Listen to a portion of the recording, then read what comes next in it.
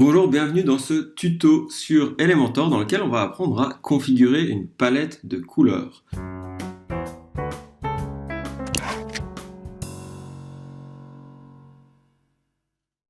Alors, à quoi ça sert? Une palette de couleurs va nous permettre en fait de respecter la charte graphique de notre site. Par exemple, ici on a la charte graphique et les éléments essentiels pour le site MyDailyPilate. On y retrouve une palette de couleurs ici et quelques éléments qui nous permettront d'avoir un site cohérent et un design cohérent quand on travaille sur notre site. Par exemple, si je viens ici sur le site MyDailyPilate, vous voyez que je retrouve forcément souvent certains styles de couleurs qui me permettent un peu d'avoir la patte graphique du site. Donc si je regarde le site complet, ici je retrouve les couleurs de MyDailyPilate et vous voyez qu'on a quand même une certaine cohérence graphique au travers du site. C'est ce qui me permet d'avoir un design assez pro facilement. Donc vous voyez, les boutons toujours ont le même style et quand je vais dans différentes sections du site, je retrouve un peu ces grandes couleurs. Alors l'avantage de les mettre en place dans Elementor, c'est qu'on va pouvoir beaucoup plus facilement créer un site et beaucoup plus rapidement. Donc quand je vais créer un nouveau titre, par exemple ici, si je viens rajouter un titre, directement il respecte ma charte graphique. Même chose quand j'ajoute d'autres éléments. Je vais rajouter un bouton, par exemple ici, vous voyez, qui respecte les éléments de ma charte graphique. Donc ça, c'est vraiment très simple à faire. On va venir ici dans les settings principaux des couleurs par défaut d'Elementor. Et vous voyez qu'on peut configurer les éléments de notre palette de couleurs. Donc très simplement, je vais venir choisir ici le 6D AA91 comme élément principal. Ensuite, en élément secondaire, je prends E7B113 que je viens configurer. Donc si on part sur une nouvelle install de Elementor, vous aurez par exemple d'autres styles de couleurs et c'est à vous de venir les configurer.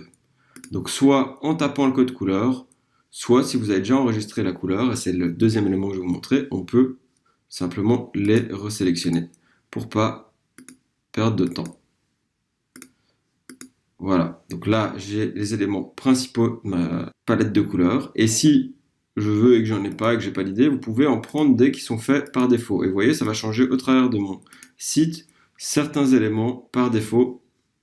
Vous voyez, là à chaque fois, ça me change mes éléments comme ceci. Donc c'est très très puissant, vous voyez que même les icônes se modifient, etc.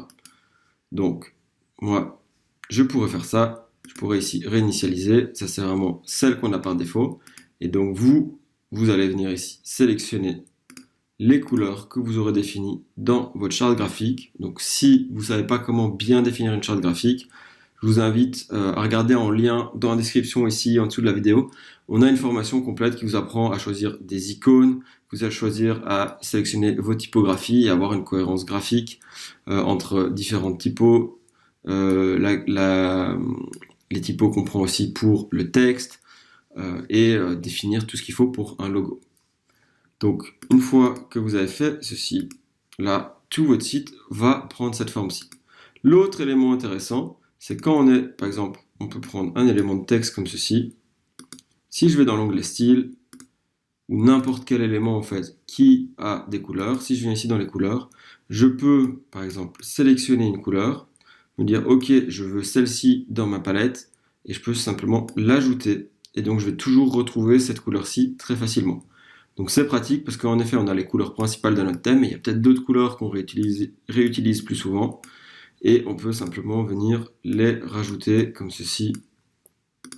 Et si vous ajoutez des couleurs qu'il ne vous faut pas, vous pouvez simplement la sélectionner, rester appuyé et la rejeter comme ceci pour ne pas l'avoir dans votre liste de couleurs souvent utilisées.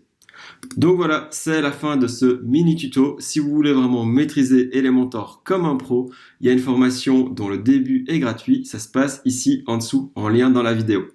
Voilà, à très bientôt sur Web Marketing Tuto pour d'autres formations sur Elementor et la création de sites professionnels. Ciao, bonne journée.